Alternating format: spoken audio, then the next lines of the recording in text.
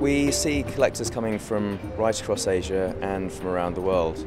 Over the last few years, collectors from Europe and the United States have become much more open to the idea of collecting work from outside of the European and American cultural tradition. So there's a huge curiosity to discover something new and fresh and exciting. And with the work that we have from right across Asia and the Asia Pacific here, it really provides an opportunity for them to make some of these discoveries. Cross-cultural collecting is definitely more common. It's endemic to where we are in the world. There may have been an Eastern way of collecting or a Western way of collecting in the past, but we've seen over this week, particularly at Art Basel, with all the galleries that I've spoken to and the artists and the collectors that have been here, that there's been a visible change.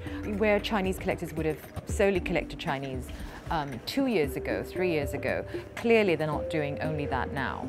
You can see that in the content that is at Art Basel this week as well. And it's actually very encouraging to see the mix that is there. You've got some fantastic Chinese work that's obviously a clear focus, but it's alongside more brave Western art that's been put forward as well. So it's not simply the blue chip well-known names. You've got interesting things that the galleries seem confident enough to show, implying that they believe there is a more mature market that collects internationally as well.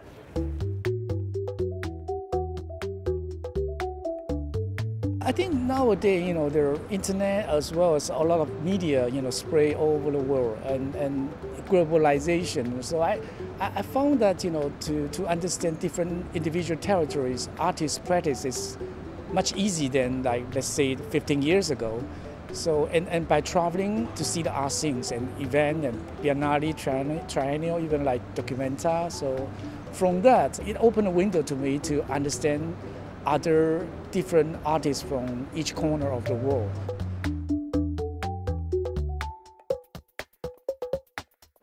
There's something about these paintings that touch a traditional way of doing painting. So I had people who understand about calligraphy who come and see it and understand that these paintings have no way back.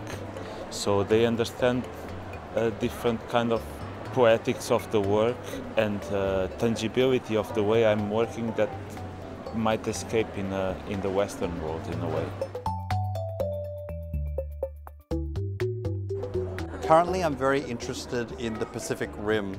I don't see art as from particular nations, I see it from particular mindsets. And I think the cities of the Pacific Rim, particularly in Asia, North America, and where I live in Australia, as being very important and very interesting.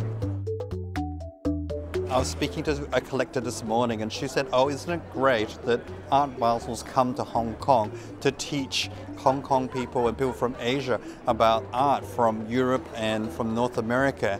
And I see it as the yin and yang, the inverse is also happening.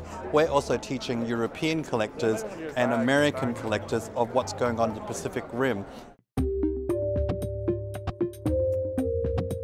Cross-cultural collecting is not a term I would use. I mean, either you're a collector of art or you're not. I think one has to be always perpetually curious. And where your curiosity takes you, you never quite know. As long as you keep that edge of constant fascination with how other people look at the world and process things in ways you never expected before, it's really, I think, the way forward, and it's not a matter of whether it's a cross-cultural or monocultural. It's no big deal. The world we live in is cross-cultural. It has been since the beginning of time.